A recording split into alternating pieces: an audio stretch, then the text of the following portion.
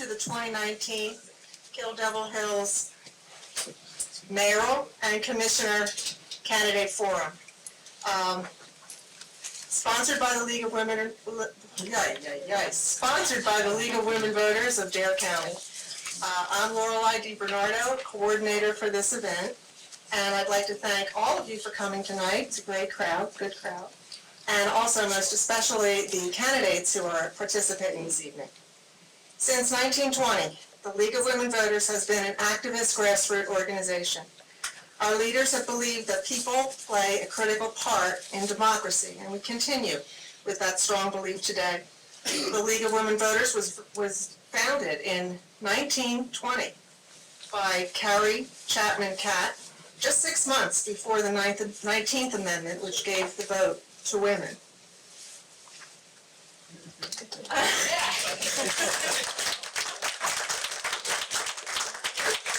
And we're very proud of continuing the tradition of empowering our candidates, bringing candidates and voters together in our forums.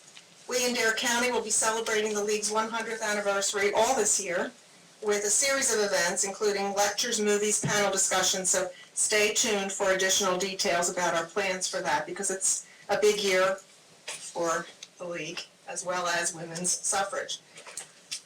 I will now introduce the moderator for tonight's event.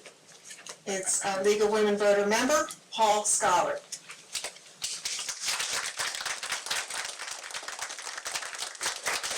Thank you, Lorelei, and good evening. As Lorelei mentioned, I'm a member of the League of Women Voters in Dare County. And I live in Southern Shores. I want to begin tonight by recognizing all of the work that Lorelei DiBernardo has put in, not only as coordinator for this individual event, but for all 6 of the forums over the last week. The last one will be tomorrow in Manteo, and she's really done a tremendous job, and I want to thank her. The League is a nonprofit, nonpartisan political organization. It encourages informed and active participation in all levels of government, works to increase our understanding of major public policy issues, and it influences public policy through education and advocacy. The League maintains a nonpartisan policy, neither endorses nor opposes any political party or candidate. The League participates in the Positive Campaign Project and has requested that each of the candidates take the Code of Campaign Ethics Pledge, which can be found on the League's website. We prohibit campaigning or campaign literature in the forum room. Also, don't get yourself shamed with these, please. Turn your cell phones off. It's really very distracting to candidates who are working hard to provide answers to your questions. It's rather distracting, so please turn them down. League members participating in tonight's forum are Tony DiBernardo, right behind me, that's why I can't see. Judy Lotus. They are both greeters, and they will be also collecting cards from the audience should you have a question as the forum goes along. We have question reviewers who review the questions for clarity, but more importantly for duplication or inappropriate content. And they are Nancy Brindelli and Susan Merrill and Andrea Scullard. Our timekeeper, Sunny Shea, is in the front row where she plays a very important role. We encourage discussion. We ask that it be respectful. If you think of a question during the forum, just raise your hand and one of the greeters will come and collect it and get it into the queue for questions for our candidates. Candidates present tonight are, for the position of mayor, Ann Patera and Ben Spruill. Ron Wright was initially listed as a candidate, but it's our understanding that he has withdrawn from the campaign, and so we will not hear from him tonight. The commissioner's race, we have Dylan Hykins, Ivy Ingram, Skip Jones, and B.J. McAvoy. There is one mayoral seat up for election, and there are currently two candidates. There are 2 commissioner seats and 4 candidates. Just a little bit of housekeeping. Format for the forum. Each candidate will have 2 minutes for an opening statement. Timekeeper will signal when the candidate has 30 seconds left, and the timekeeper will stand. You want to avoid standing, getting funny standing, because she'll glare you down. But the timekeeper will stand if the candidate breaks the time barrier.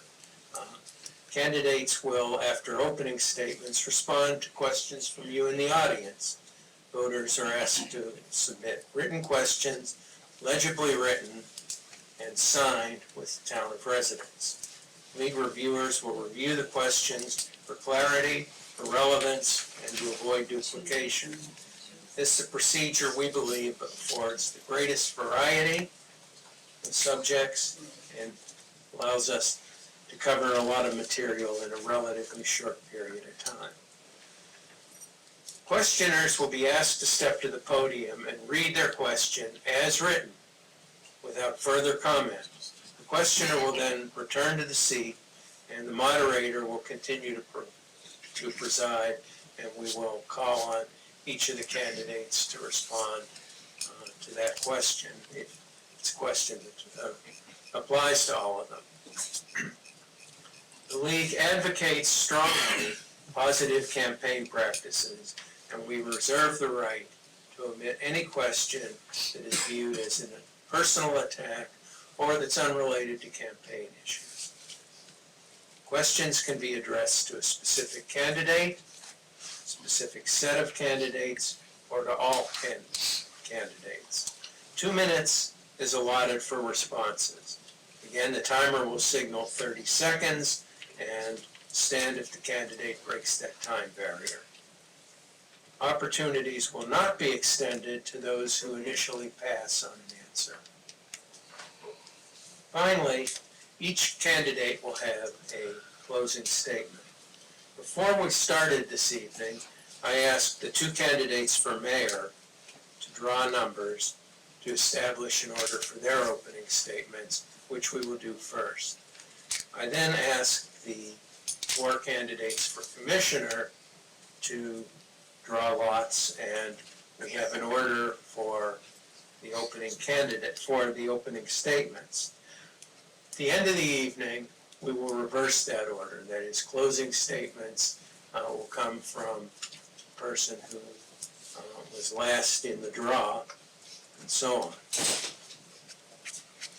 So we're going to begin the questions with the opening statement from the candidates, those statements drawn earlier, and we will first call on the mayoral candidates. Ben Spruill is first. Thank you, Paul. Can y'all hear me? Is that on? Check. How about now? Everybody all right? Even better the other way.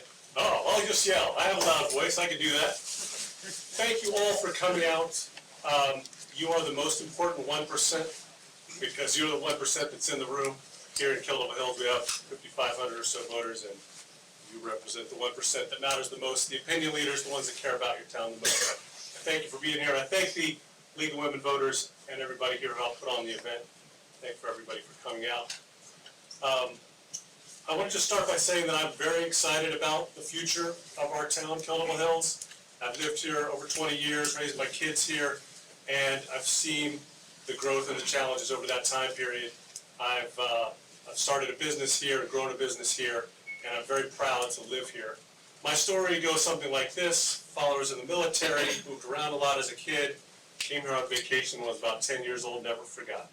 So in college, came down to wait tables like so many people, and then never really moved on to the city like I might have thought I would have, and decided to start my own business in my 20s. Ran that business for about 20 years, grew it to a pretty good size, employed a lot of people, and learned a lot about the town. Also became more involved.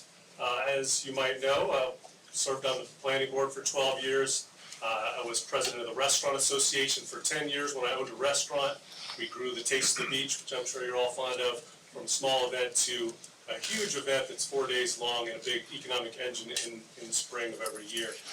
I also represented the restaurant industry on the Visitors Bureau Board, yes. But you can learn all that stuff on my website and on Facebook. I'm sure that I'm really happy to see folks that I know, particularly in the back row back there. And if you don't know me already and you find me on Facebook, you'll find that we have a lot of people in common, a lot of friends in common. And I hope to learn more about you and work together to make this town even better than it already is. I'm Ann Patera, and I love where I live. My family began vacationing here in the early 70s, and we have owned property in the town of Kill Devil Hills since 1987. As a taxpayer in KDH for over 32 years, I've seen the town grow and change over that period of time and watched many mayors and commissioners come and go.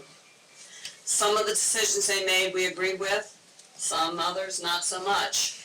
But we have always been engaged and aware of the developments within the town. I'm not a newcomer. We built our home here in 2005 and joined our church here in the same year. I have always had a passion for good government, and I believe strongly that public service is a calling. Communities are a reflection of the people who live in them and the degree to which those people give of their time, energy, and talent in caring for the community. I've dedicated myself to that philosophy all my life. I've been a Cub Scout den mother, Little League volunteer, and a member of a county mental health board. I've served on the state board for community colleges and on the board of visitors of my alma mater, Virginia Commonwealth University, where I was also the vice rector. In recent years, I've been a regular volunteer at the Beach Food Pantry and served on the College of the Albemarle's Task Force for the improvement of the Manteo campus at the request of the chairman of the Dare County Board of Commissioners. I am also currently the chairman of the COA Scholarship Committee, working with COA on awarding scholarships to Dare County High School graduates. My career has included work in both the private and public sectors. My public service included leading a $350 million state enterprise agency, being a member of a governor's cabinet, and served on the leadership team for the Department of Homeland Security. I believe I am the most qualified candidate on the ballot, and I know I am the candidate who will spend whatever time and energy is needed to make this town the best on the Outer Banks.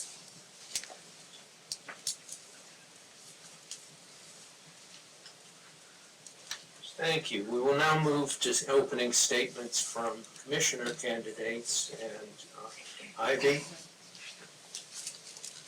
Good evening. Can you hear? I'd like to thank you all for taking time out of your schedules to be here tonight.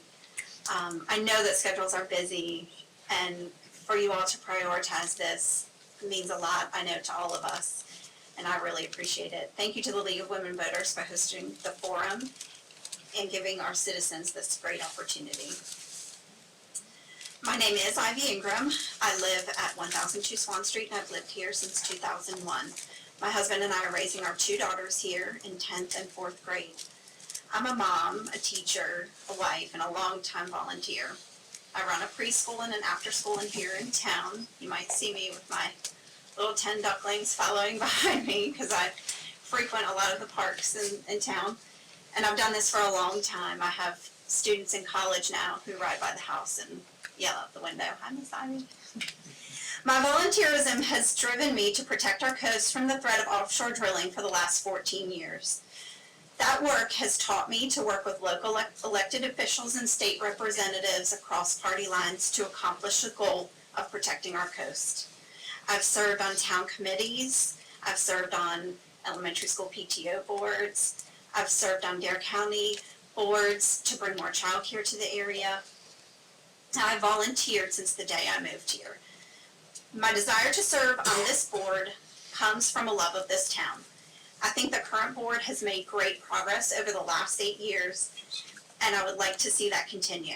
I'm a citizen, not a politician, and I see my role as serving the people who live, work, and recreate, and making it the very best it can be for future generations. Thank you. Skip. Well, excuse me. Hello, everyone. I appreciate you coming out for this important meeting to get to know the candidates tonight. Bear with me. I made a few notes because I knew I'd be nervous. Many of you in the audience know me because I've lived here for a very long time. I've seen the changes, some not so great, but others that have made life easier and better for us all. I've been involved in many boards and committees in Killable Hills and Dare County for quite some time. I believe this gives me the knowledge and experience to be a responsible board member.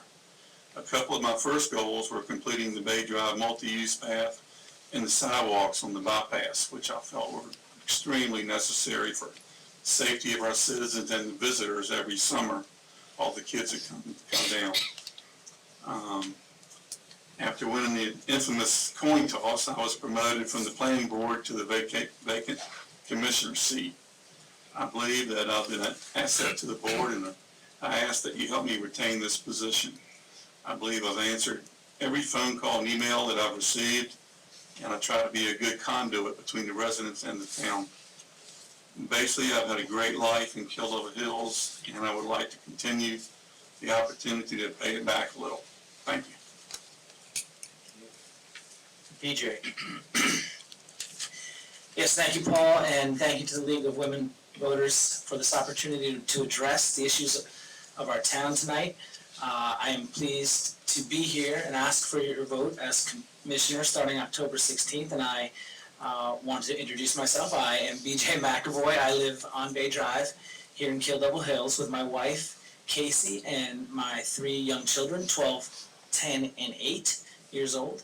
And I am an attorney with the McAvoy Law Firm, which operated here for roughly 8 years in town, Killable Hills. I served on this town's bomb track committee. My family and I participate in community events, and I've coached youth sports in Dare County voluntarily, on a volunteer basis, continuously for the last 7 years. Most importantly, as an attorney in town for the past 15 years, I've worked with both leaders of Dare County and the citizens of Killable Hills. And as an attorney, and hopefully your commissioner, I will always have an open door to listen to people's issues and work tirelessly to get those issues resolved. I've always enjoyed working on real problems with real people to reach a solution. And I am passionate about everything I do, and I will use my skill set to zealously advocate for the people of Killable Hills within the town and within the county. I know how to ask the tough questions. I know how to be a leader and to challenge issues and get results. I always value compromise. I believe in transparency, and I believe that's extremely important in government, and I vow to always report my findings back to the people of the town. I believe I have the temperament and the right attitude to work with the mayors and the commissioners on the board and do what's best for the town citizens, for their children and their grandchildren. At the same time, valuing the property owners and the rights of the property owners. Oh, sorry. Well, in closing, I just want to say I wish to help continue the progress of Mayor Davies, Commissioner Hogan, that they've made in the past 8 years. Thank you. Told you she's tough. Sorry. I wasn't looking up. Dylan. Good evening. Thank you to the citizens of Killable Hills and to the League of Women's Voters for having us here tonight. My name is Dylan Hykins, yes, with the T in front of it, and I come here tonight to ask you for your vote. Emily and I, my wife and employer, purchased a home in KDH in 2017 after some years in Kitty Hawk. Together, well, mostly her with some help from me, we operate Nag's Head Hammocks, a chain of casual furniture stores manufactured right here in the great state of North Carolina. Over the course of the past year, I decided to take a more active role in our community and took to attending nearly every Board of Commissioners and Planning Board meeting that I was able to get away from work for. As an attendee alone, I developed an understanding of how things work in our community and a desire to become a part of it. I have since joined the Zoning Board of Adjustment as an alternative member, and I have an active role in the newly formed Westside Recreation Group that is currently studying our recreation facilities at the request of the Board of Commissioners. I come to you as a clean slate candidate without any special interest or voting box attached to me. Should I be elected to serve on this board, I vow to vote only as my constituents would have me as that is the only reason I'm here, aside from a vested interest in the well-being of our town. Thank you. Thank you. Okay, so now we turn to the question period, and what I'm going to do is initially ask two of you to come up. One of you will take the podium and read your question, and the other will be, as somebody said, in the on-deck circle, will be ready to go next. So could I have James Almany and Dave Fairbank come forward, please?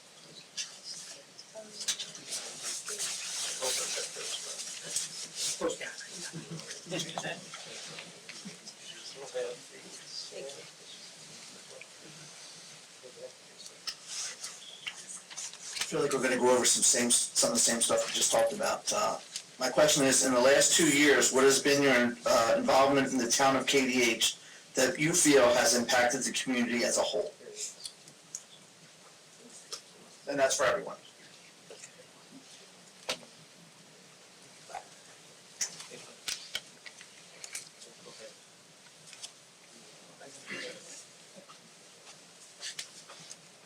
Okay, so we'll start with question one.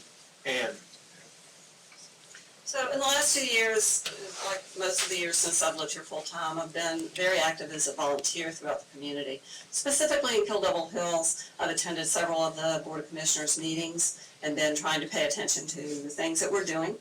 I've also, I know, emailed the commissioners before and different votes and actions that have come before them and get good responses.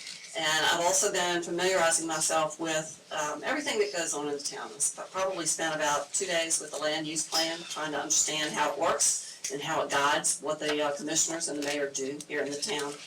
Basically getting myself educated. And again, my volunteer work is probably at a broader countywide level, but I live in Kill Devil Hills, so I'm trying to learn and be more aware of what goes on here and what I'd like to see done differently or better. Ben? Yes, one of the things I forgot to mention in my opening statement was I founded an organization with a few friends 14 years ago called CASA. You may be familiar with it. It's the Coalition Against Substance Abuse. I've been on the board of directors of that organization for the last 14 years and continue to serve. I think it's probably one of the most important things that I've gotten involved with.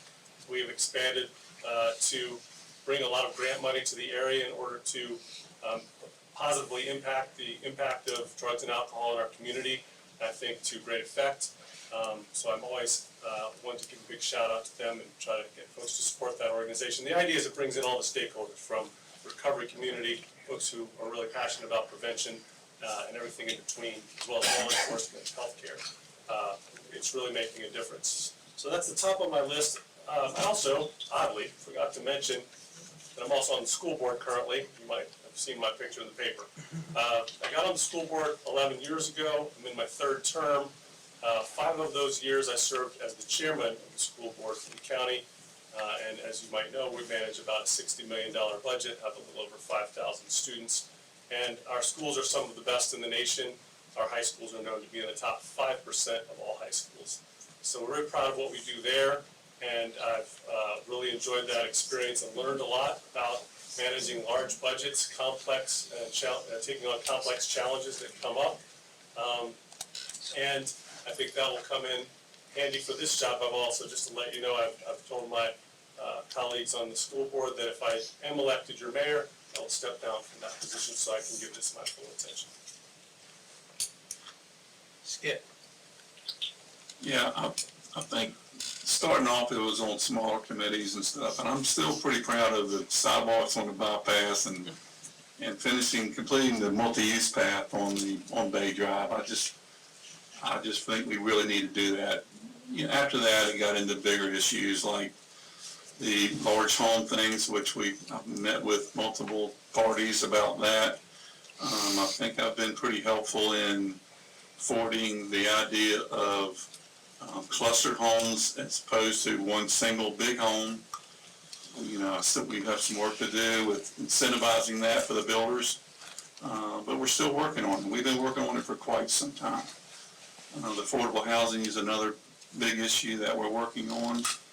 But I've also worked with the flood map issue, with the builders and the planning department. So there's quite a few things that I'm proud of, but I still go back to the sidewalks and the Bay Drive issue. But anyway, we've got some good ideas for hopefully some more fun stuff in the future, as in addition to these couple large issues that we have. Thank you. Thank you. Dylan? With regards to the last 2 years, up until just about tonight, I was not a politician, but rather an observer to them. I choose to attend every Board of Commissioners meeting that I'm able to, even the more tedious budget meetings. I'll be the first to say that nothing clears the gallery in this meeting room faster than Mrs. Diaz announcing we are about to begin working on the budget.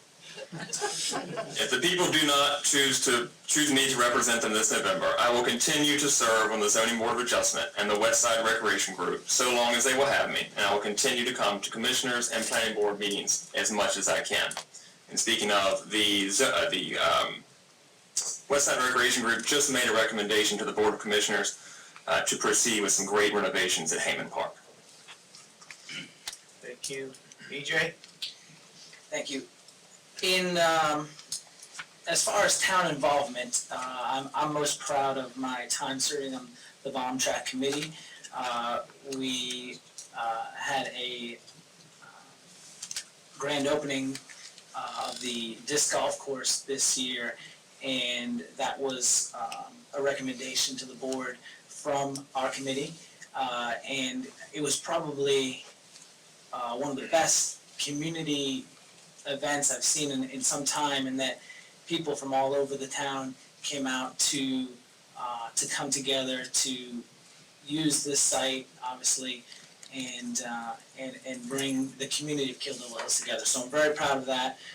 This golf course, I feel people come from all over to use it, and also it brings the town together. I have done as much homework as I can on the issues, and I've talked to the staff from Kildover Hills. I've talked to, importantly, I've talked to a lot of the commissioners of Kildover Hills, the mayor of Kildover Hills, and tried to understand what is concerning the people of the town and what might be some of the upcoming issues that we would have to work on.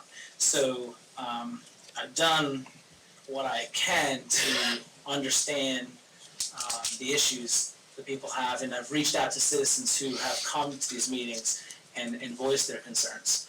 So those are the things that I've done to try to prepare for this commissioner role, and I'm certainly eager to continue to learn and continue to take the process. Thank you. Ivy? Over the last couple of years, most of my time I felt was best spent doing work with the Surfrider Foundation. The Surfrider Foundation works closely with the North Carolina Coastal Federation, and in that time we've been doing a lot of work to protect the coast again from offshore drilling.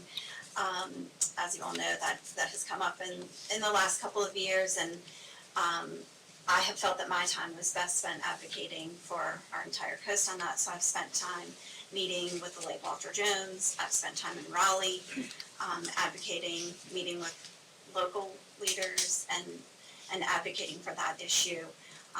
My time with the town was more like 7 to 10 years ago, but in the last couple of years, that's where I have felt my volunteer time has been best spent, and so I believe that directly protects our town and our coast, as all of our livelihoods depend on a clean ocean and environment.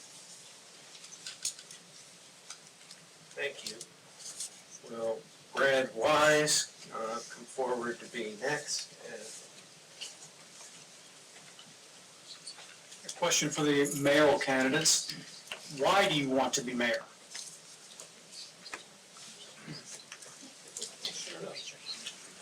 Jump ahead there.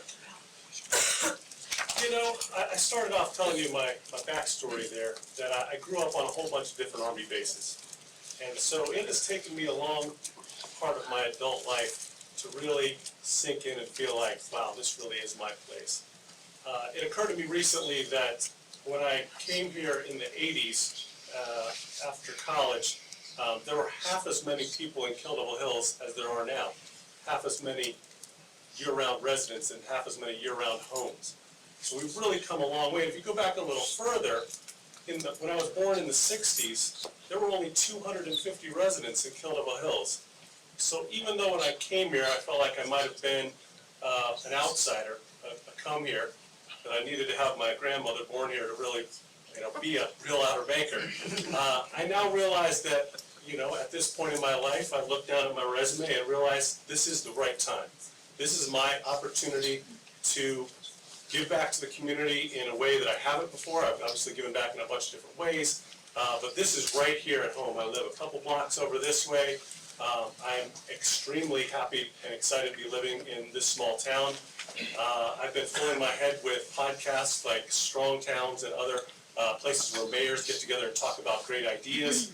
And I'm thrilled at the opportunity to build coalitions and bring people together so that we can really be proud of our town even more than we already are. We have so much going for us, and the future looks very, very bright, and I really look forward to working with all of you to see that come true. Ann? Thank you, Paul. As I said when I opened, I love where I live, and that's a big part of what's driving my desire to be the mayor of Kill Devil Hills. I have spent a lot of my lifetime helping other people, good, qualified, dedicated public servants, get elected to public office, most of them at the local level. And one of the things that I observed over that time was that most of those individuals that came to serve on a county board of commissioners or as a town mayor also had young families and a demanding career, and they were given, a couple of evenings a week and some time on Sunday reading books and binders of information getting ready for a meeting. And it always seemed to me almost tragic that you couldn't find someone that had a lot of time on their hands and a lot of experience to give to the task at hand. I've worked for elected officials at all levels of government. I understand how they work together to get things done. I have a tremendous passion for good government, and I believe the best opportunity to have truly good government is here at the local level where you are closest to the people, and you know your neighbors, and you know the citizens, and you know what they're interested in and what they're about, and what their concerns are. So I want to give back all of that accumulated experience that I've gotten over the years. Now that I'm no longer employed full-time, I can give full-time to this job. I can dedicate myself to give whatever hours are necessary to get the job done and to get it done well. And to especially work hard as a coalition with the other municipalities, as well as with the county government and board of commissioners, because we have a lot of issues that need to be addressed here in Kill Devil Hills that extend out to the rest of Dare County. And we're all in this together. We are a part of the Outer Banks. I want to see Kill Devil Hills lead, and I believe I'm the person to do that. Thank you. I'd like to call two people this time. Could I have Valerie, is it Lowak?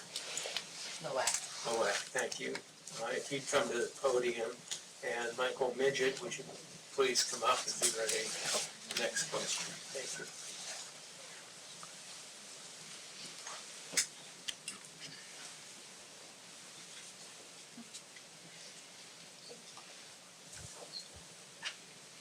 Hi, how y'all doing? Prior to running for office, how many town meetings have you attended, of any sort? That's for everybody too, sorry.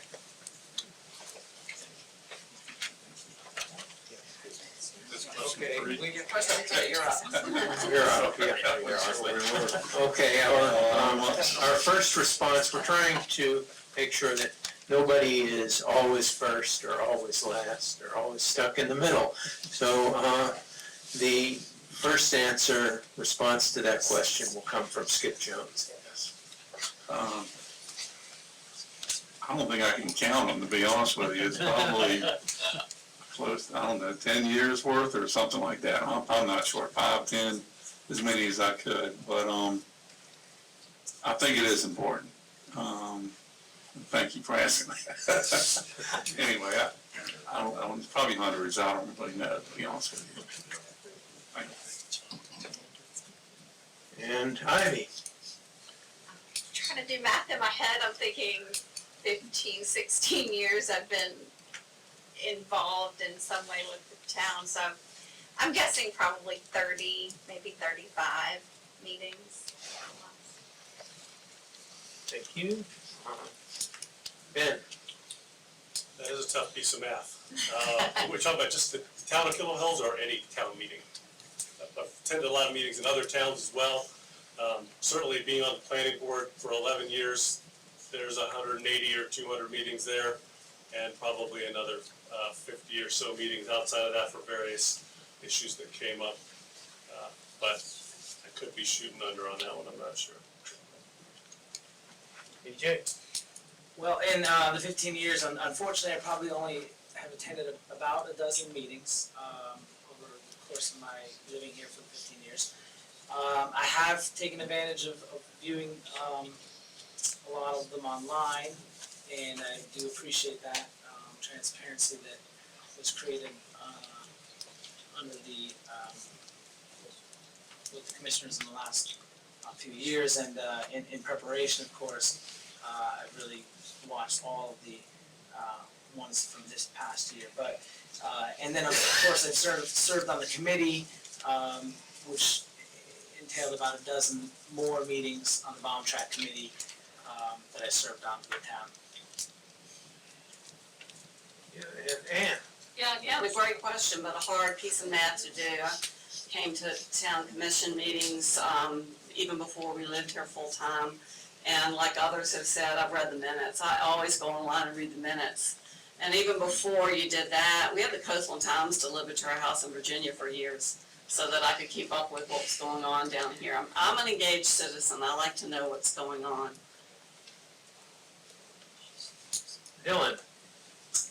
To the point of the other candidates, that is a great question. A lot of math to answer. I've been going consistently to meetings for a little over a year, so I would say probably, and I've missed 2, I believe, so I'd say 15 ballpark, I suppose, meetings I've been to. But I like to take excellent notes to everyone that I go, so that not only do we have the town's minutes, but I have my own references throughout.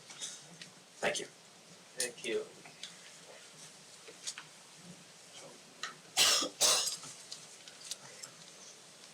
Colleen Almany.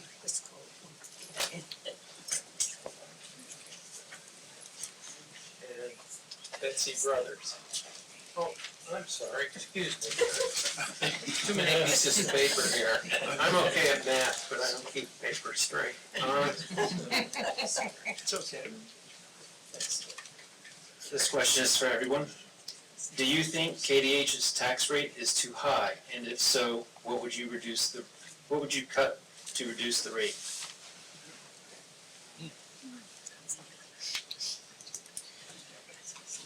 Dylan, you're up first then. All right. Excellent question. I'm not a big tax guy. I don't think anybody really is.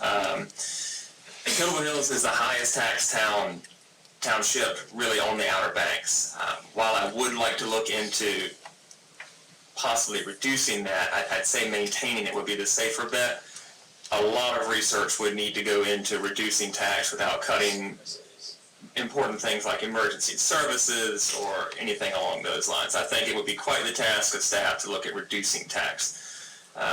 The best thing to do now, I believe, would be to maintain what we have and, for God's sake, try not to raise it again. Thank you. Ben? I think that's a pretty widely held consensus in the town, is that nobody's really looking to raise the taxes. We all know that we run a fairly lean town for what we have. Our tax rate is high because of the ratio of vacation homes to year-round homes and the value of those homes, we are dealt that hand. That said, we are trying, to do a great job of protecting and serving tens of thousands, hundreds of thousands of tourists every week. So we have lifeguard service, police, fire, EMT, all sorts of things that cost money and are important to do. We don't have a lot of fat in the budget, but I'm a big fan of finding ways to do more with less, always to be efficient, but also to find things that help grow our economy and make our town more beautiful, so people want to stay here and want to spend money here and be excited about coming back here year after year, because if we float that boat, all of us rise, however that phrase is, if we help the economy, it'll help us all. So I think that's probably the best way to go when it comes to tax rates. Ann?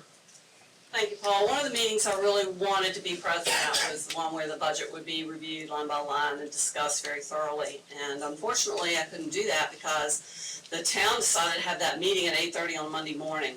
And I did have another commitment, and the announcement about the meeting being on May 20th at 8:30 in the morning was made on May 16th. So that was not a lot of notice to rearrange and change what I had as a conflict. And I think one of the things we definitely need to do better is give citizens more advance time and make sure things like budgets are discussed when a lot of citizens can be there and ask their questions. So I was very disturbed about that. I was not happy to see the tax go up to about 2 cents in a year where the budget went down by $500,000. But I will acknowledge that until I have time to go through it line by line, as I'm sure it was done at that Monday morning meeting, it's very tough to be able to say, here's where you could cut. But I believe in taking care of the taxpayers' money like I do mine. So that means I will be spending a lot of time as the new mayor going through that budget line by line, looking to see how our money is being spent, how long are we making our vehicles last, all the things that you have to do to make sure that you don't penalize the citizens any more than you have to, and that they agree with you that whatever money you're taking from them, you're spending it well and spending it wisely. And at this point, I can't say that confidently, so I'm very anxious to dig into what the town is doing with taxpayer money and make sure we're doing it wisely. Thank you. Ivy? I agree with the other candidates. I think maintaining is about the best that anyone can promise at this point. I mean, we might be higher than other towns, but we also maintain a lot more than other towns do as well. We have more roads to take care of. We have more accesses, and I think those are all things that make us a wonderful town. And they bring revenue, and in turn, that, we have to maintain those things. Skip? Being that I was on the Board of Commissioners when the taxes were raised, that's 2 cents. I'm not gonna make any excuses for it whatsoever. We have an incredible tax department here. We got a book that took me days to read, basically, the tax rate and all that, and the reasons for it. And so we looked and we couldn't find anywhere we thought would be a good idea to cut what they did. We had the fire department wanted things, we had the police department wanted things, and most of it was actually turned down. So our tax department, they know much greater amount of information than I do. And I was willing to go along with what they recommended after seeing their complete budget. Thank you. And finally, BJ?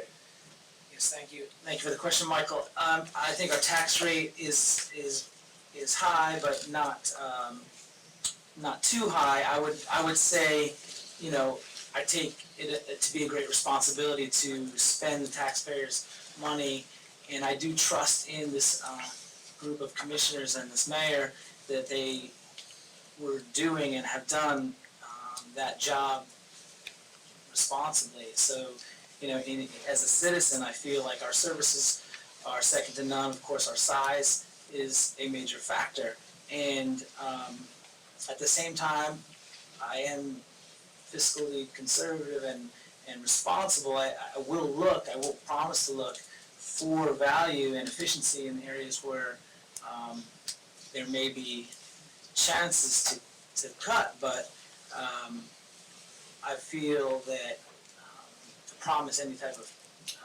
decrease would be irresponsible, and I think that we have a good situation with responsible commissioners and a mayor who have done a good job over the past years to spend responsibly. Thank you. Would Betsy Brothers come to the waiting area, please? Probably now, Bonnie. Everybody says alimony. Okay, so my question is sort of a little looser. If money was not a factor, what change would you make in Kill Devil Hills first?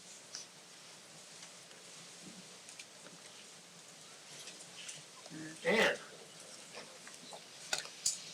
I was last on question 6, but I'll be happy to go first if you'd like me to. I'm sorry, I think we're on question 5. We are? Okay. Of course, money is always a factor, that's all I'll say that, but Colleen, great question. We all wish money was not an issue.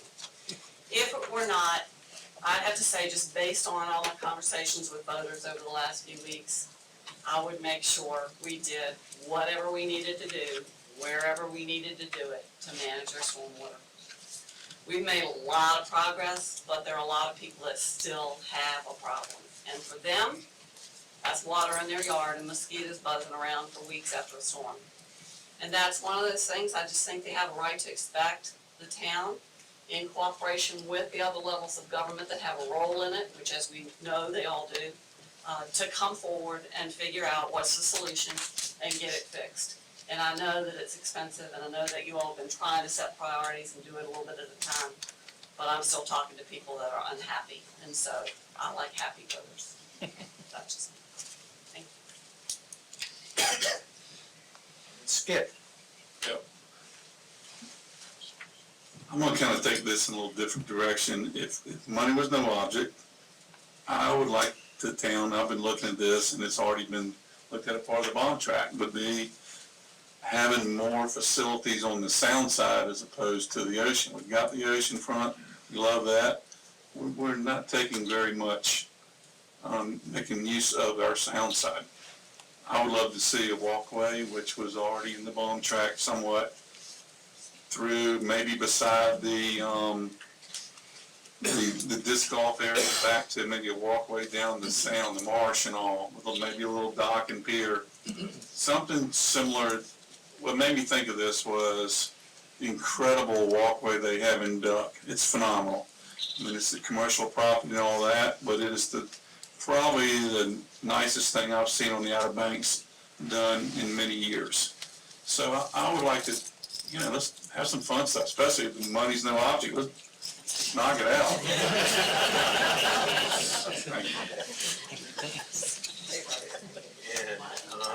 And, BJ?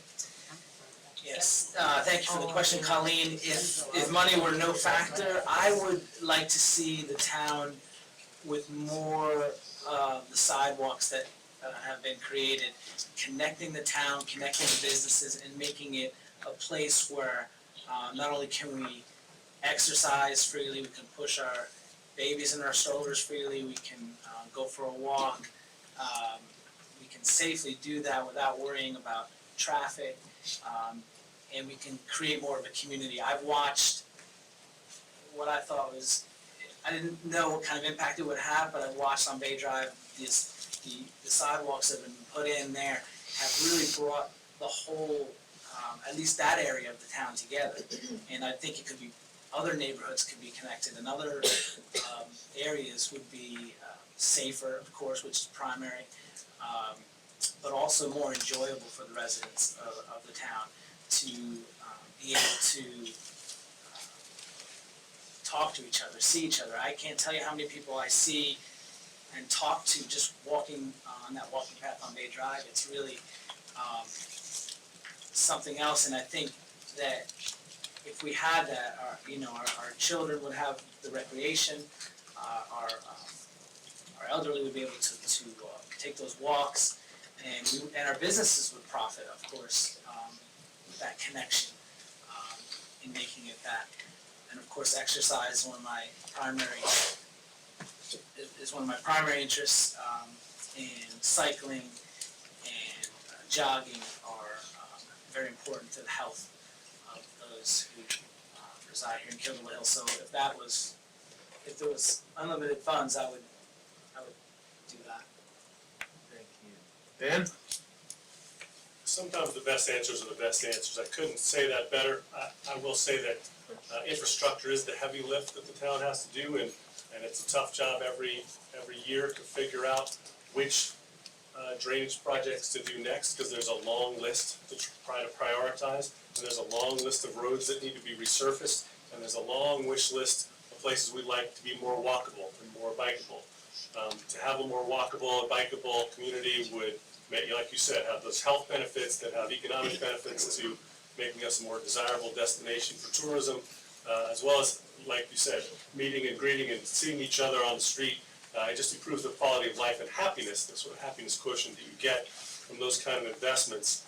You know, if there was unlimited funds, I would try to figure out how you could bundle every infrastructure idea that you could think of into one project, including an entire boardwalk down the whole west side over here, so we have access to the sound just as much as we have it to the ocean, and all of our beach accesses would have beautiful showers and bathrooms, and we'd have sidewalks going everywhere we want to go, on every side street, and every kid could get to school without having to set foot on pavement. Yeah, that's a great fantasy question. I wish being mayor was fantasy like that. Dylan? I agree with all the other candidates that if money wasn't an object, we would be able to solve a lot of the town's major problems facing us. Given that it kind of is, but in a way this can be framed as such, I'd like to revisit town properties, to Skip's point, and see what we can do to improve them both in infrastructure and in events, like small food vendor festivals, art shows, pop-up shops, etc. My position on the Westside Recreation Group has shown me that there is much more we can do, and there are grants available to help us get it done in a fiscally responsible manner. It's not unlimited money, but there are grants, especially to make them accessible, to get some of these things done. That's as close as I can get to a perfect world. Ivy? Colleen, this is a great question. My head's like, ooh, this is fun. Well, but given that money is no object, I'm gonna go really, really big. So, what I would do if money were no object is I would put filtration on every single outfall. Because managing stormwater is one thing, but managing where that stormwater goes is a completely different thing. And it's very, very expensive. I realize that this is more of a DOT issue, but there is no reason that if a town were given unlimited funds, this couldn't be done. I don't know if y'all remember in Nags Head, probably 12 years ago, the Coastal Studies Institute actually had one of these on one of the outfalls in Nags Head, and it was in research and development at the time, but it is a technology that does exist. It's just a $1 billion project, and so that's what I would do, is I would cap all of those outfalls with, so that when we have events like Dorian and the rain that came after, and the beaches were closed because of water quality, and the sound is closed because of water quality, we wouldn't have that anymore. Thank you. Would Mike Lowak come forward, please?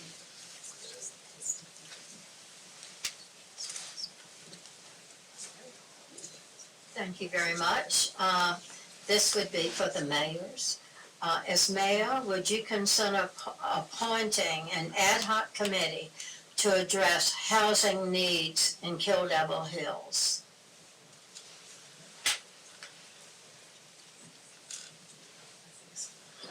I guess, make sure which one we're on, we're 6, right? Yeah, that is me. Yes, as you'll see on all the places that I'm talking about this, I think this is one of our highest priorities, and like Ann said before, it's one of those issues she was alluding to that is countywide. Ad hoc might not be enough. I think we need to give this a full court press. It is something that Kill Devil Hills has taken a leadership role with many, many years ago, trying to find ways to incentivize the kind of housing that we need, that's year-round, that's accessible to people that work, that support all our businesses. We've all heard the stories anecdotally and data that shows that our businesses just can't find enough employees. And our employees are saying, I want to come work for you, but I can't find a place to live.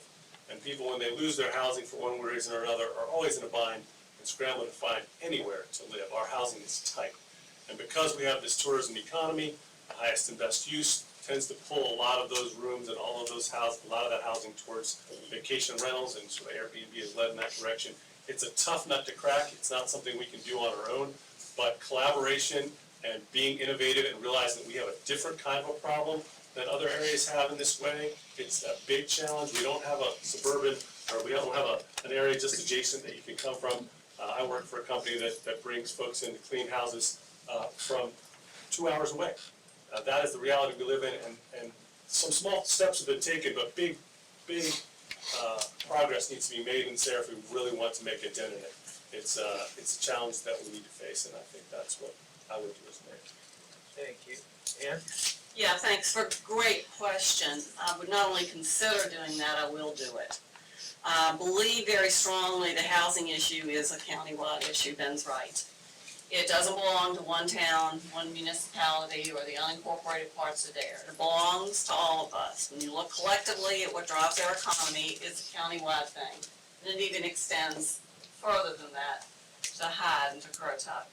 I would really like to see a combined group of the mayors of all the municipalities and a couple of members of the Dare County Board of Commissioners sit down and work out some real solutions that every single member of the group would be committed to trying to take it back to their town and do what their part is to help solve some of these issues with housing. And there's a lot of them. It's not just, we don't have a place for our entry-level workers to live. It's, what are we doing about how we put things together, with our planning commission? How does the big giant house end up next to the old historic one? There are multiple issues, and there are a lot of stakeholders. And I think the only way you solve it is get everybody to the table, and get everybody to the table with a commitment to do what they can do and what their town can do and what their county can do, to come together and everybody own the problem, and everybody work on fixing it. And that's what I will try to make happen. Thank you. Jack McCombs, come forward from the waiting area. Next question. Good evening, candidates. Thank you for this opportunity. My name is Mike Lowack. I live right here in the beautiful town of Kill Devil Hills. I'm going to take it real easy on you tonight. My question is going to require a yes or no answer, but I've also been informed you can abstain. My question is, would you vote right now, yes or no, to an ordinance change limiting single-family homes to 5,000 square feet or less? Thank you.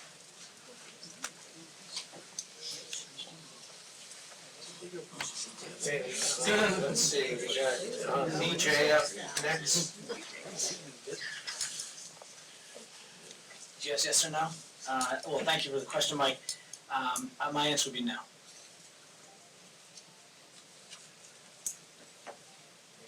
Skip? I have to say the same thing. I've done a great deal of investigation, and I don't see how it could be done at this time, 5,000 square foot.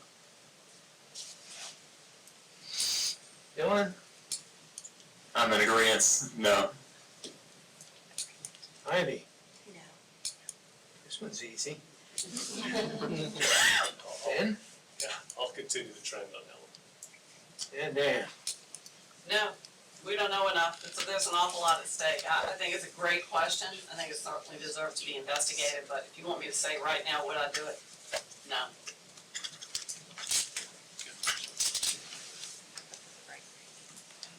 Would Amy Seiler please come forward?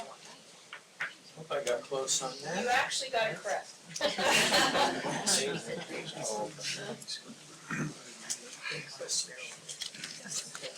Are you aware of the economic impact of cycling on the Outer Banks? And will you be a leader in making safe cycling a priority in our town and proactively seek cooperation of the other municipal governments and the county government.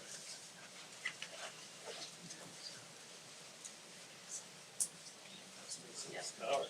Okay, looks like Ben is up next. Yes, sir, I will. Oh, he's got a hug, more important. All right, yes, I'm definitely behind cycling and definitely want to make sure that we work together with the other towns. I've worked on some groups in the past that worked on making connections so that these long rides can be put together. And I know that it's not just one kind of cycling. We've got to worry about the casual cycler as well as the guys that like to road bike. We've got the folks that like to go all the way to the far end of the state. And both of those groups of cyclists need to be respected and the communication that the town does about safety surrounding cycling and their place in our community can always be improved. So I'm with you, sir. PJ. Thank you. That's near and dear to my heart, cycling. I trained for an Ironman, which is a 112-mile bike ride here in town, and had to do a lot of long bike rides, of course, mostly on the beach road. And it's not exactly the best place to cycle, the Outer Banks. I certainly would like to see more space, and sometimes you are taking your life in your hands when you cycle around here. There's been a lot of education put out there to the motorists to respect cyclists, and absolutely it's great that we've created the main path on Bay Drive with the sidewalks that's so wide that you can cycle either a beach cruiser or a high-speed bike. Of course, high-speed bikes, there's some education needed there because high-speed bikes often should be on the road. And I've had people say, get off the road, there's a sidewalk there. Well, obviously, there's all different types of cyclists, and those cyclists are to be in the road, actually, at that high speed. So, I understand all the concerns. I've watched you state them at meetings, and, it's very true. It's somewhat dangerous on the bike path. They don't really understand the differences. I don't know if everybody understands the differences in cycling that can occur on there. Obviously, some people are cruising and some people are using a different speed. Optimally, I'd like to see all the towns connected with ability to cycle from one town to the next, to go to the store, not just for exercise purposes, but for environmental purposes. So I'm a big believer in cycling. Ivy. Jack, this is another great question and near and dear to my heart because while I don't cycle my children, I bike my children to school almost every day. And almost every day, we're bobbing and weaving with cars, and I've seen what you all have done with education and on cycling, and I think it's done a lot of good, but I think we have a lot more that we can do. And I think a couple of things I've noted, and I know this is a DOT issue, but I've talked to Meredith about this with the town, is a lot of the sidewalks on the bypass actually go out into the bypass instead of being connected. And I know there's a reason for that, but it makes it very, very dangerous for bicyclists. And I know I've been in that situation before, and it just pushes you almost right out into the bypass as it's angled. So I think there's a lot we can do still, but I love what you all have done so far with education. Skip. Yep. I think we are moving in that direction somewhat for bicycles, pedestrians, and both types of bicycles. I'm kind of a hybrid kind of guy. I got a 21 speed gear bike with fat tires. So, I can go up the back of the monument in the wintertime. But I think we are moving in that direction, but I think the communication needs to continue. I think there needs to be some patience, and I think both sides need to work on a little bit. When I'm around town, I see the guys that, we've got little stop signs for the bike paths. People generally ignore them. I know if you're on a road bike, you're not even using them. But I do see guys on road bikes that aren't paying attention to the other stop signs as well. So I think both sides of that have to do a little better communicating and have a little bit more patience with one another. Thank you. And Jack, thank you for all your work in this area. I know it's a passion for you, and I know you're a cyclist yourself. And yes, I'm very aware that it has a heavy economic impact here in the town and in the county. I'm going to focus a little bit on the safety issue. Your guys have done great work on that in that arena, but one of the things I've noticed really very obviously the last couple of years is a lot of the foreign visa holders that come in here to work in the summertime. Yeah, you know, their countries are really different. Their roads are different, where they ride their bikes, how they get around, and it's a real culture shock when they get here and they kind of don't know how we've established the rules of the road, what drivers are supposed to do and what bicyclists are supposed to do. And I've seen really, really dangerous things happen, and my thought every time was, oh, I bet they don't know they shouldn't do that. Like, for example, riding on the sidewalk instead of in the road. I mean, I know there are places where they do ride on the sidewalk, but generally, if it's the main thoroughfare, we're supposed to share the road. I know that. I was trained for that. I know the bicyclist, if he's on the road with me, ought to be heading the same direction I am. I had them all this summer coming at me up the bypass, toward me in the traffic. So I think it's something the towns and the county can work with you all on to make sure that we get them in here when they first start and educate them if they're going to be riding bikes around and help them, because we all hate to see when those kinds of accidents happen and there's never, ever good outcomes. So, yeah, we'll work with you. I think it's very, very worthwhile effort. Dylan.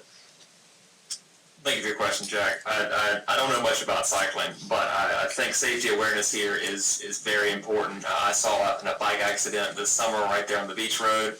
I suppose the gentleman was okay, but he did not look too good at the time.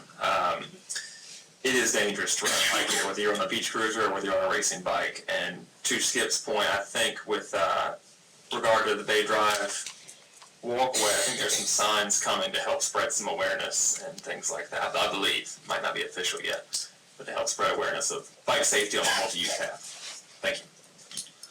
Thank you. Would Betsy Brothers please come to the waiting area? Hello, all. Thank you very much for this opportunity to talk to you. I'm Amy Seiler. And my question is a little long-winded, so bear with me. At what point do you, and this is for all the candidates, by the way, at what point do you consider the current development in Kill Devil Hills to be too much? Especially along Bay Drive, which has come up tonight, where there are many houses for sale and yet we keep developing green space. Isn't it time to consider we are overdeveloping that area?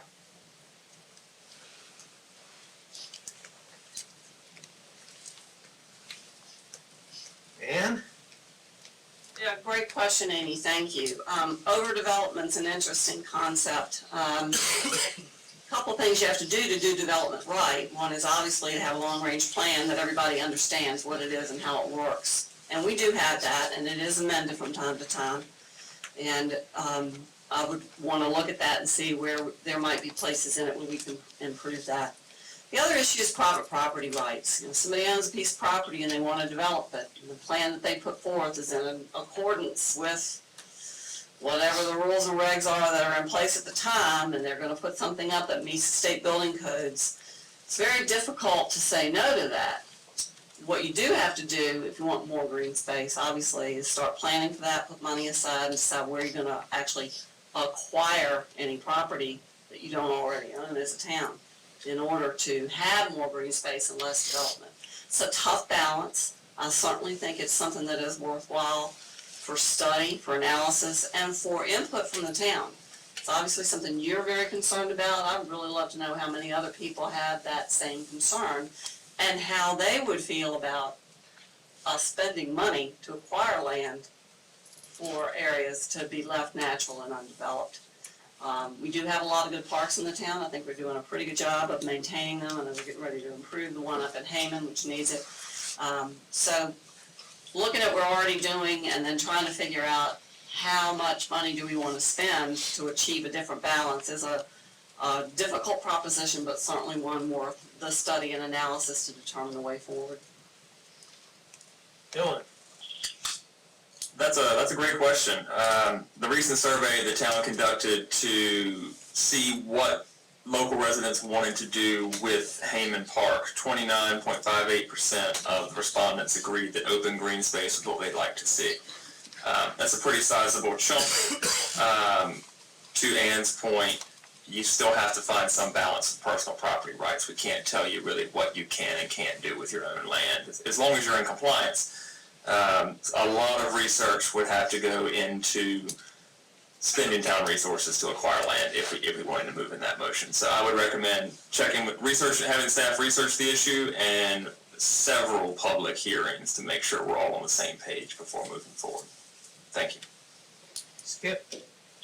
And you know, we get blamed oftentimes for what's going on right now, but most of the regulations have been in effect before any of the current commissioners or mayor have been in office. So we take it pretty seriously. I mean, we've been working on most of these issues for 5 to 10 years, and also looking for help from the residents. We encourage everybody to come to the meetings as much as possible because we need that input. You know, a lot of the roads, I'll get comments on the planning board before being a commissioner that people didn't want those houses built on that road, that new road down by their house. Well, you know, that road's been mapped since the 50s. How do we tell them people that you can't develop your own property? I mean, I'm a pretty big property rights guy. I think we need to try to direct the development of the town in a direction that we would like to see it. We've been handcuffed a little bit by the state that tells us we can and can't do certain things. NAG said used to have a great incentive plan where if you built decks or certain attractive features on your house, they would let you go up a little bit in size. I thought it was a great idea. That's been outlawed as well. So how do we go in a direction where we can actually direct the construction? Just briefly, I mean, it does get down to 2 people buy a lot. One guy can build this. A year later, the next guy can't. You've devalued his lot by $1 million or so if it's on the oceanfront. You have to have a plan for that. So it's difficult, but we're working on it. Thank you. Ben, before you start, I'd just like to make a quick announcement, if I might. We're running out of questions, so if there are things that you really would like put on the floor, please put your hand up, and one of the folks here will pick it up, and we'll add it to what we have. But otherwise, we could have an earlier night than we anticipate. Ben? Yeah, how much development is too much development? I think that's a topic you hear around the water cooler all the time. You hear, in cafes and on the beach, because it really has to do with the speed with which it happened. I think between 1995 and 2000, we built 5,000 vacation homes. It was a staggering level of development. We've had a couple boom and bust cycles then. At this point, as a county, we're running out of undeveloped land, and pretty soon our planning efforts are going to go towards redevelopment. How do we figure what the next generation of property will look like? Because we only have 4, 5, 6% left of these lots, and they're the harder to develop lots at this point. We have those tracks. They seem pretty big, but they're not very big when you look at the whole Outer Banks. The other thing to think about is green space is that nothing's really green here without people getting involved in watering it. I mean, if you leave it the way it comes from nature, it's wild and woolly. And we are blessed with 85% of the county is protected by national or state parks. So if we want to drive down a piano, we certainly could go sit on the beach by ourselves, which is fantastic. So in a way, our community isn't at that challenge of finding, we've really got to protect the last few places because we have a lot of big open spaces.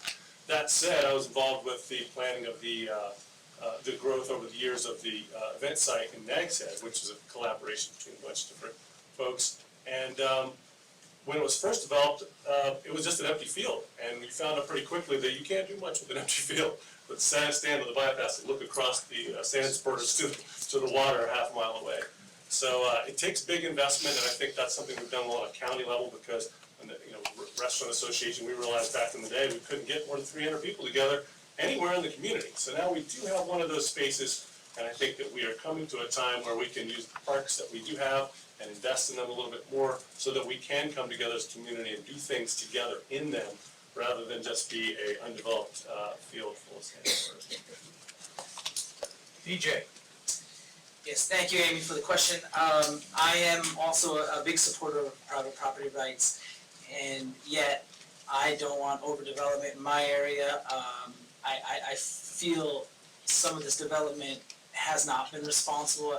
When you develop and you affect someone else's property, whether it be stormwater runoff or otherwise, that is irresponsible, and I feel like that has happened from time to time with the unintended maybe effect of development on other people's property, and that's certainly shameful and needs to be addressed for those people. So overdevelopment, certainly, in my neighborhood, you spoke of Bay Drive, that's where I live, certainly I don't prefer it, and yet I applaud and I want to bring to light that while a lot of those developments at one time, of course, they anticipated some of this, I think, and they created easements and they created property along Bay Drive, the Wright Shores property owners section there that is a green space that's available. The section that was dedicated to Walter Jones, about a half mile down the road on Bay Drive, the public access at 3rd Street that everybody enjoys, and at the end of 3rd Street, and the boat slip area that exists there. So there has been thought put to that, maybe by our early developers, to allow for these spaces and even easements that run through the town if you look at a plat map. And I think they need to be preserved and also included in maybe when we talk about the west side parks and recreation areas, those need to be preserved for all the citizens of Killable Hills and those developments. Thank you. Ivy. I would agree with what Ben said.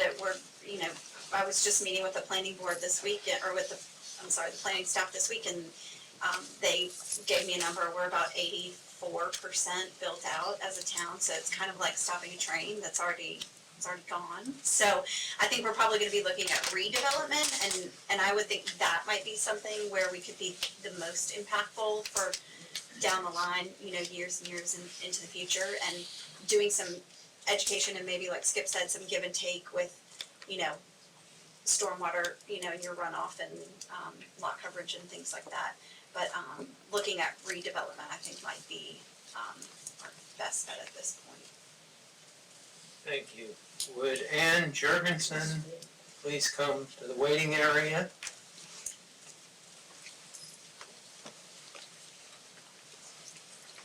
Hello, I'm Betsy Brothers. I have a cottage at 1211D South Virginia Dale Trail. This is my question. Over the next 20 years, what is your vision for smart development in KDH?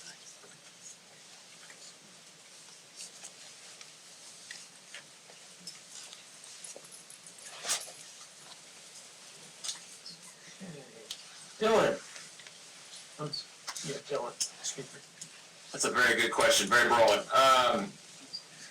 Over the course of the next 20 years in Killable Hills, similar to how Ivy responded to the last question, we're going to really have to look at redeveloping existing structures. If we're 84% built out, then there's not much further left to go. So the next time around when we build these structures, I think we need to work very closely with our planning department, make sure we're in line with state regulations, and make sure we do it right, I'd say, the second time for the next 20 years. That's quite some time, though. Thank you. Ben. Yeah, it's funny, the older you get, the more 20 years doesn't seem like a lot of time. Yeah, we'll play in a minute. My kids, got one in college at NC State and one in high school. It feels like just a minute ago they were in diapers, you know. Yeah, we've talked a lot about smart development. Being on the planning board for 11 years, we definitely try to tackle a bunch of tough issues going forward. We dealt with FAR back in the day when that was first introduced. That's one of those formulas that helps you control bulk. It worked as well as it could. I think the planning board actually had hoped it would be lower, but the commissioners at the time made that call, and that's what we're living with. Redevelopment, there's a lot of great opportunities there. When you look at trends like new urbanism, which is a way to develop where you put retail on the bottom and some apartments on top, that will be a future that would be more walkable, and every time that you allow that kind of density, you also would then be able to require some green space to go with it. That ups the quality of life when we get to that level of density. Also, as the price of the sand underneath it goes so high, we really have to dovetail that with our housing challenges that we talked about earlier. Another issue I'd like to get out into the conversation when we meet with the other municipalities in the county is the concept of land banking. You see this a lot out west. Sometimes it's with a nonprofit, sometimes a community organization. The idea is to buy up land, even land with houses on it now at today's already high prices, but in the future, you are able to grow that value, allow people to buy just the house but not the land. The land stays in the bank, and you end up keeping property that's accessible to people that are starting out in life, and when they do better in life, they can sell that house and move on to something that's full market rate. Lots of things to explore. There's lots of possibilities for the next 20 years because it'll be by in a minute.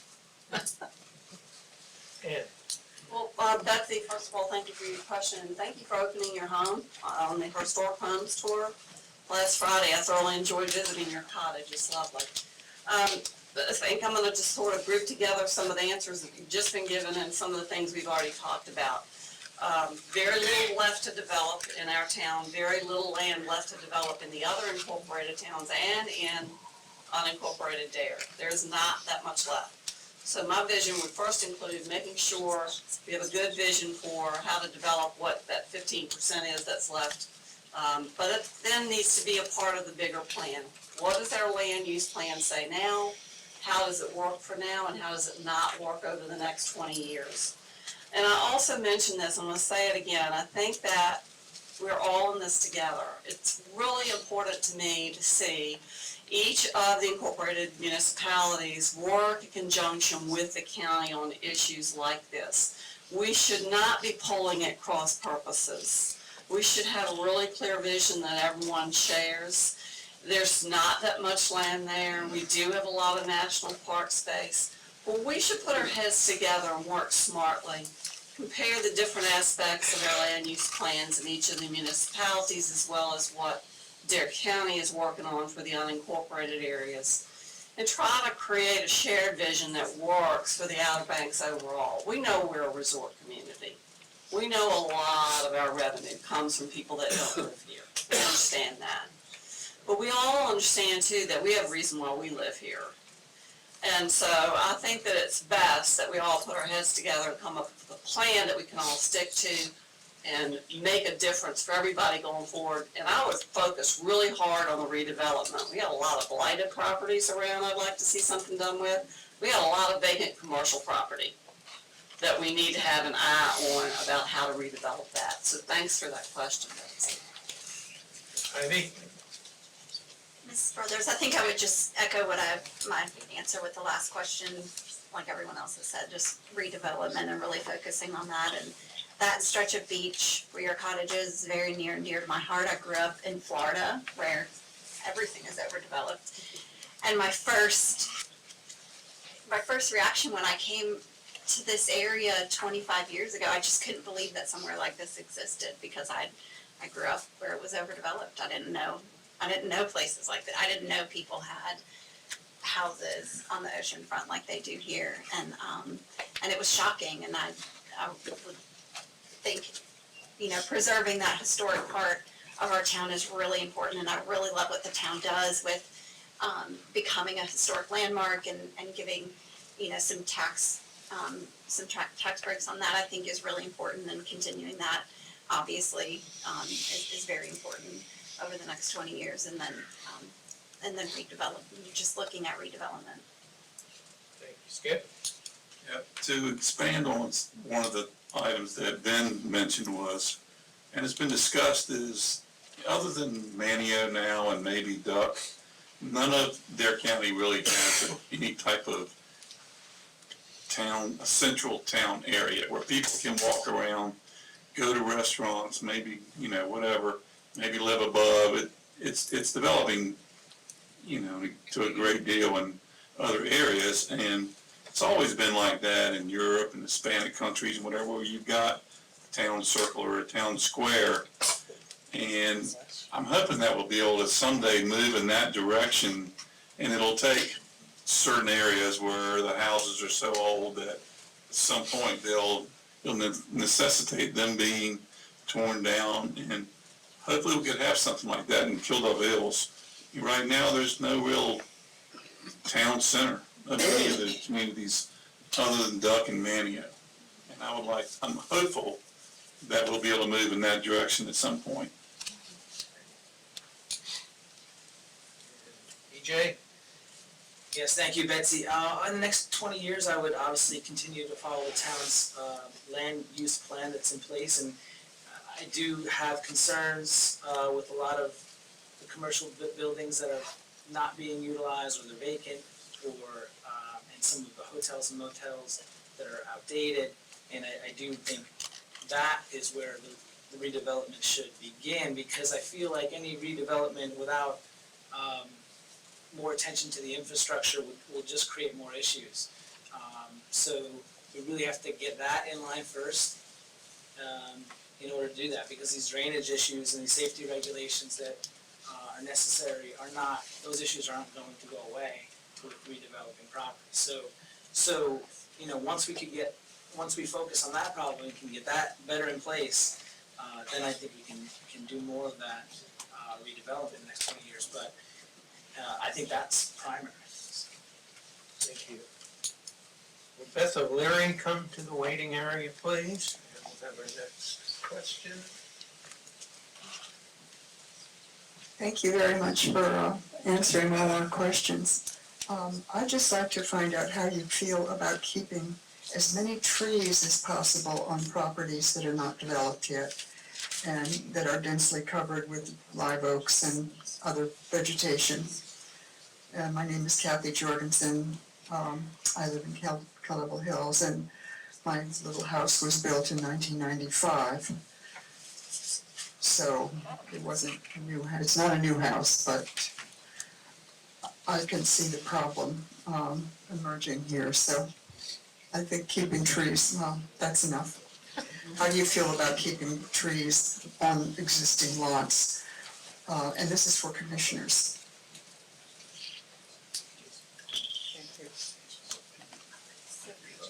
Okay, well, that's me first. EJ? Yes, I am one who certainly loves trees, and my property as well. I probably have one of the largest trees on the Sound looming over my house, and yet I refuse to cut it because I like the enjoyment we get from it. But I think one of the towns, I forget which town, maybe it was Magsta, made the live oaks their town tree, I think, you know, and protected it. And I think that's, you know, I think that's a good thought. I don't like controlling people. I go back. I don't like necessarily controlling people what they can and can't cut down in their own on their own property. But maybe some sort of incentive, just like we incentivize. If we can figure out a method of incentivizing those being protected, those live oaks are certainly impressive, and they're not coming back. So, you know, I do believe in protecting those. I do. The other tree issue I have sometimes is the trees that are sometimes, you know, overhanging the road in some of the areas in the north side of Kill Devil Hills. But and I think that needs to be looked at a little bit. They create quite dark areas, but certainly the live oaks and are impressive and should be preserved to some extent in some method. Dylan?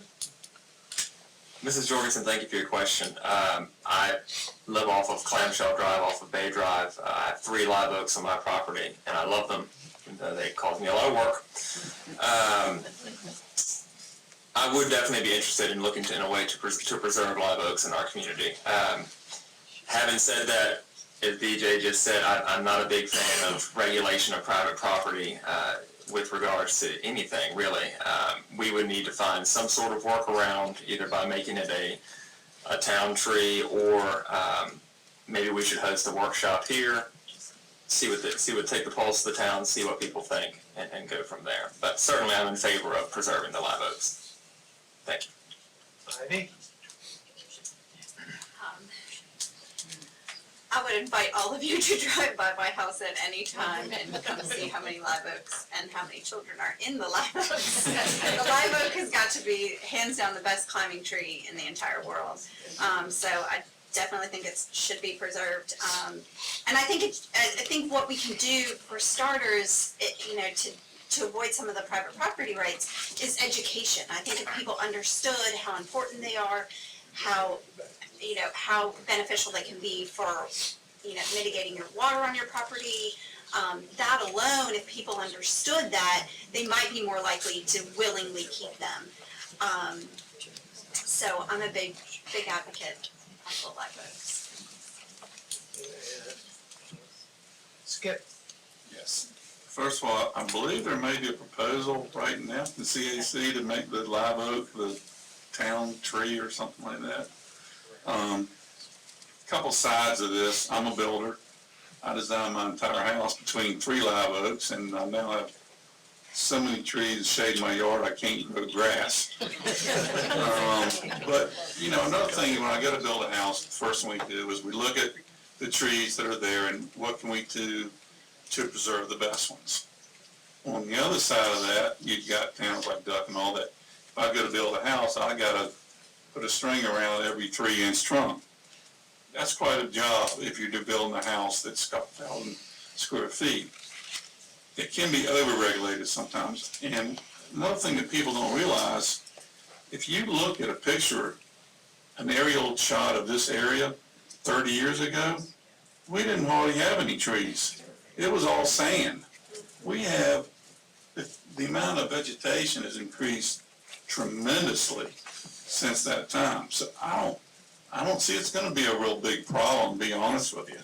Other than, if you've got somebody clear cutting a lot, something like that, I totally disagree with that. But generally speaking, we have a tremendous amount of trees now compared to what we had at one time. So I don't think people realize that. Anyway. Thank you. Would Martha Bond please come to the waiting area?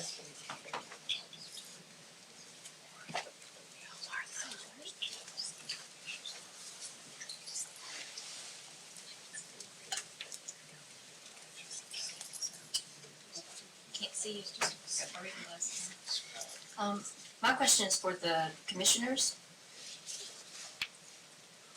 Saga Homes has submitted plans for review to build 3 large event homes on either side of historic cottage, Miss Brothers, that was just in the, showcased in the historic home tour. One of those being 17,000 square feet. As it stands right now from Martin Street going south on the ocean side, there's 7 lots. 3 are currently event homes. 1 is under construction. The other 3 are the ones that Saga has the plans for review. So there'll be 1, 2, 3, 4, 5 event homes. Then there's Miss Brothers' beautiful 1950s cottage. And then there's a 17,000 square foot event home. I think this is a terrible way to move our city into. My question is, after I put the emotion into it, how do you feel about this issue?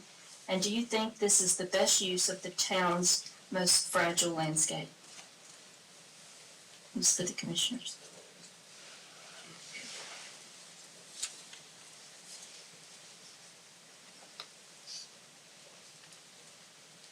Okay, this is for the commissioners, so Ivy, you up first. Well, personally, I couldn't sympathize with this anymore. I've actually spent a lot of time over the last couple of weeks researching this. It's a really big issue. While I certainly prefer the old Knight's Head style cottage over these event homes, it's a really big issue with a lot of sides to it.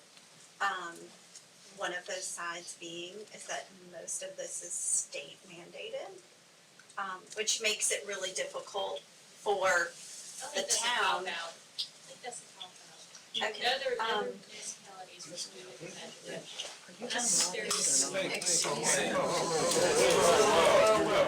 Excuse me. Please address the questions. We're trying to avoid the audience. Okay, the state mandates bedrooms. That is not something that the town can mandate. The state mandates safety in a home. That is not something that is within the town's realm of mandating. Those are just facts. So if we're going to look at limiting size in terms of square footage, then we have an issue of private property rights and what land value is currently. So there's a lot of things to look at. While I definitely prefer the old Knight's Head style cottage.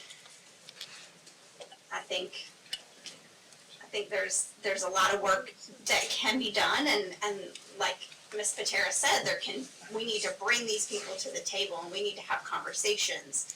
We need to have a conversation with Saga. I don't think there's any reason we can't ask them to voluntarily put in sprinkler systems in the event that there was, a fire, and, protect some of those homes that are right next to these event homes.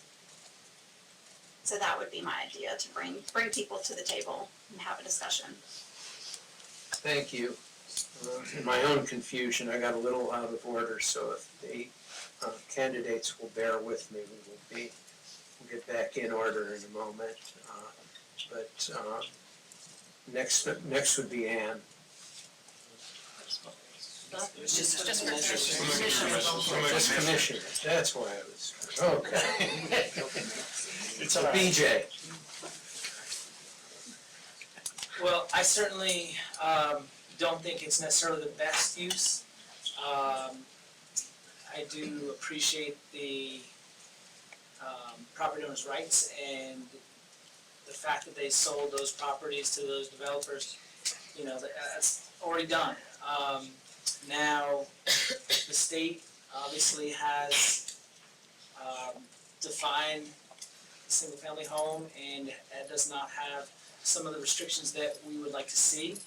Of course, safety is a concern of everybody. I've talked to the fire marshal about that.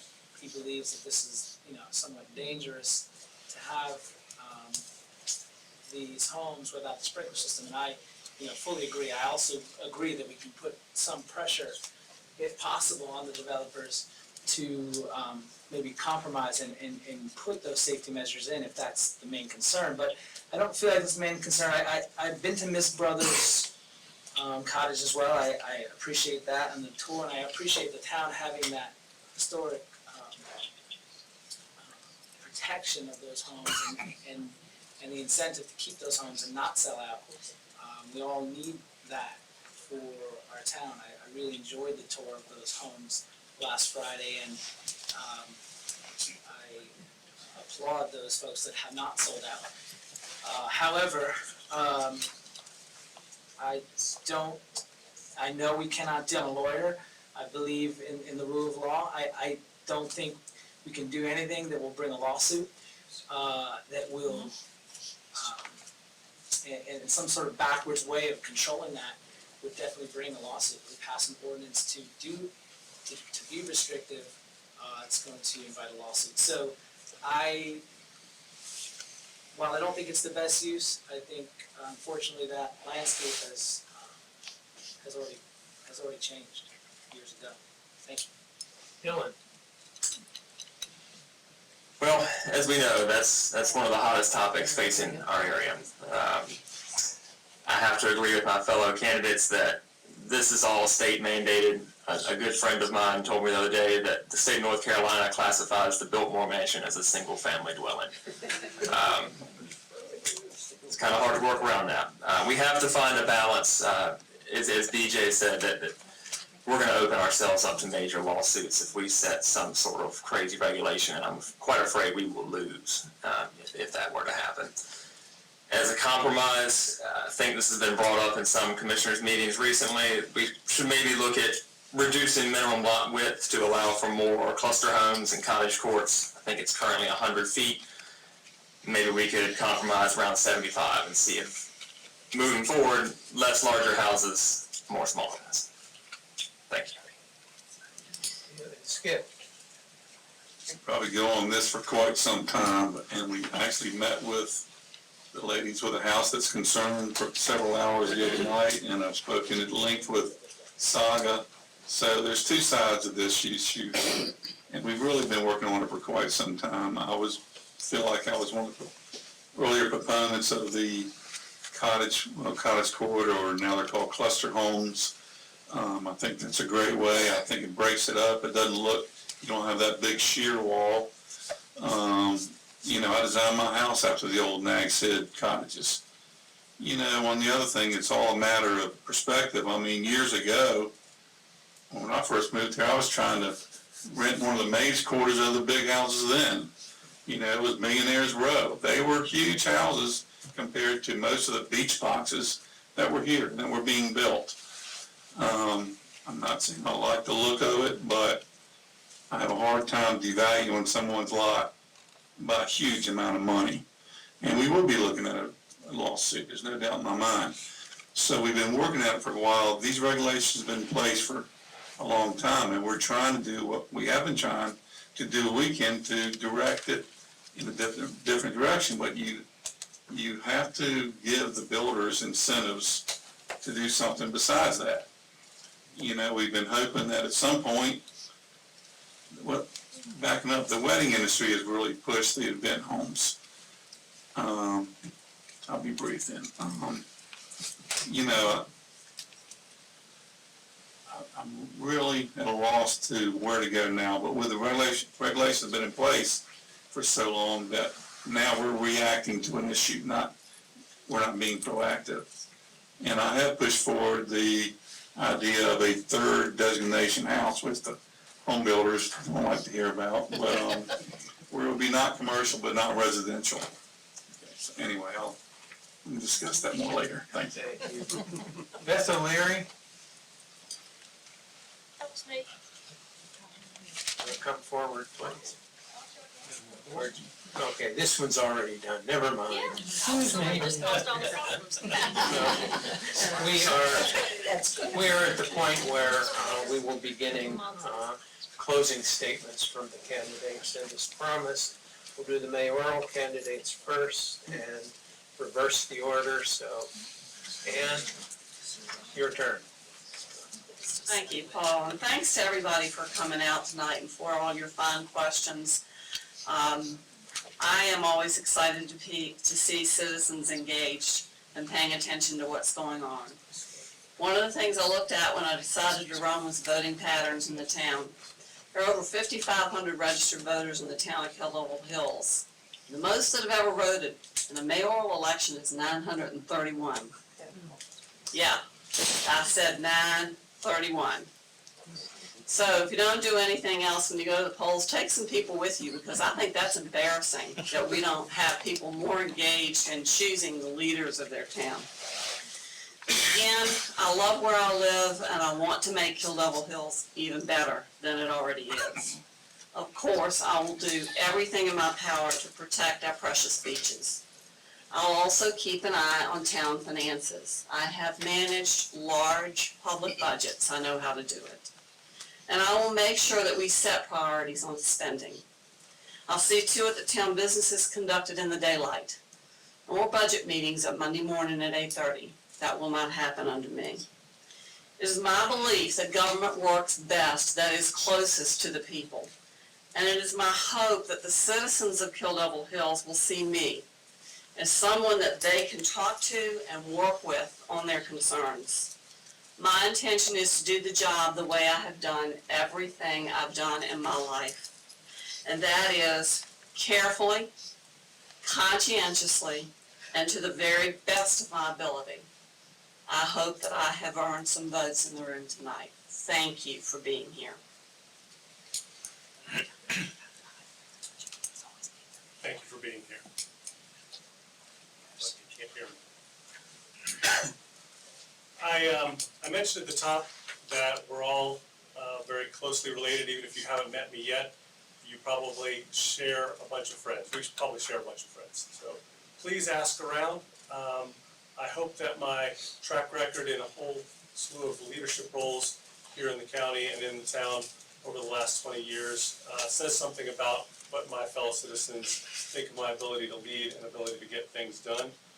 I'm not a politician either. I'm not in it to put a feather in the hat. I just want to do what's best for the town. I think there's so much opportunity. I like a big challenge, and I like working with others, and I think that I can bring people together, both a board with some great folks that are on the board now, and whoever ends up being on the board. We've got great talent, whoever you choose. We will have a great board coming out. I plan to be here for a long, long time to come, and but at the same time, I only want to be your mayor for a short period of time, and I like to get a lot done in that time period. But I know that the mayor is just one vote. Like Ann, I'm a big hawk when it comes to looking at budgets. The school budget is one of the toughest things you can get into. There are a lot of things that are out of your control. And same here, we will be digging deep to look for places to save so that we can invest in the things that we want that will improve the lives of the citizens of our town. Thank you for your time. Thank you, and now we'll turn to statements from candidates for the commissioner positions. Dylan? Hello again. A big thank you to the League of Women's Voters for putting on this event tonight, and thank you to the citizens of our town that gave up their time to be here. This is government as it is meant to be, by the people and for the people. After all these questions tonight, I would like to tell you that I have the solution to each and every of the town's problems. The truth is that I don't have all these solutions, but I promise to work my hardest in conjunction with our dedicated staff and direct public outreach to enact change that the people want to see, free from my own or others' affectations. I think that the overall state of our town is strong, but we have room for improvement, and we will improve. I ask you on November 5th to give me that chance to improve our town. Remember that we work for you. Thank you. BJ? Thank you. In closing, I would like you all to know that I am eager to lead Kill Devil Hills in its bright future. I don't take this responsibility lightly, and I can feel the passion that exists in this room for these very valuable issues that have been brought forward. I ask for your vote starting October 16th and of course on November 5th itself. I want you to know that if you heard anything that I said that you didn't like or you liked or disliked, anything that you heard me say tonight, I would always want you to know that I am open to all points of view. I'm very interested in the feedback that you could give me in the next coming weeks. And my opinions of the fellow citizens is very important to me. So the opinions are very important to me. I don't have a set agenda. I am not a politician in any way. I want you to know that I will take a reasonable approach of all issues without ego. I am impressed with our leadership that's currently in place, Commissioner Gray, Commissioner Winley, and if you would like to have a meeting after this session, or anything you've heard, a phone call, or just a yard sign, I would welcome you to sign the sign-up sheet that I'll have here after the forum, and I promise you we will sit down. I thank you all for your time and your consideration for Commissioner. Thank you. Ivy? Get that right? It's like, I don't. I'm sorry, Skip, it's up. Excuse me.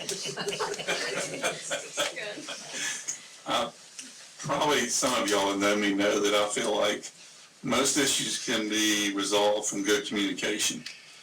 My number's on my sign. If you want to talk about it, call me. If you think I've done a good job this year and will continue to do so, vote for me. Thank you. And Ivy. Thank you all so much for coming out this evening. Again, like I said earlier, I know everyone's time is so precious, and it really means a lot to me personally that you all are willing to spend a few hours of your night with us and listening to our ideas. And I would like to ask for your vote, and if you have any questions, feel free to reach out to me. Website and Facebook page, and my number's on there, my email's on there, so anytime, please reach out. I'm an open communicator, I'm open-minded, I love to talk to people and hear new ideas. And I would welcome any questions that anyone has. Thank you. Thank you. Well, I think no matter what the actual outcome of the election, that Kill Devil Hills has some outstanding choices. You all look like you belong in those seats. So. Please go with it. Well, this concludes the Kill Devil Hills Voter Forum. We want to thank the candidates for being here, participating, the voters for a wonderful set of questions, for their interest. Thank the town of Kill Devil Hills for the use of this facility and for videotaping the event. We'll post the video on our website, which is lwvdare.org, our YouTube page, Dare County current TV channel broadcast dates and times are also available on the back table. Just want to say something about Vote 411. You may have seen some of the signs around. We've asked all candidates to participate in the league's online voter guide called vote411.org. This is a one-stop shop website that voters may access on their phone or on their PC. You key in your address, you can review candidate information, philosophy statements, social media links, and their responses in their own words to questions we pose to them. Really check it out. It's a really very nice site. I mentioned earlier in the evening that this was the 5th of 6 forums, and we're really pleased with the turnout. It's one of the larger turnouts that we've seen across all of the forums, so thank you very much. Finally, remember, last day to register to vote is Friday, October 11th. You got 3 days to do that. Early voting begins Wednesday, October 16th, next week, and it runs until November 1st in 2 locations. One is the Dare County Board of Elections office in Manio in the government compound, and the Kill Devil Hills Town Hall, where we are, Monday through Friday, 8 to 5 o'clock, plus Saturday, October 19th. They will be open from 8:30 to 2. Of course, mentioned earlier, Election Day is on November 5th, Tuesday. We encourage you to work with us to make democracy work. League of Women Voter applications are on the information table. Thank you for coming, putting up with some of my stumbling, but I think we learned an awful lot tonight, so thank you very much. And thank you to the candidates.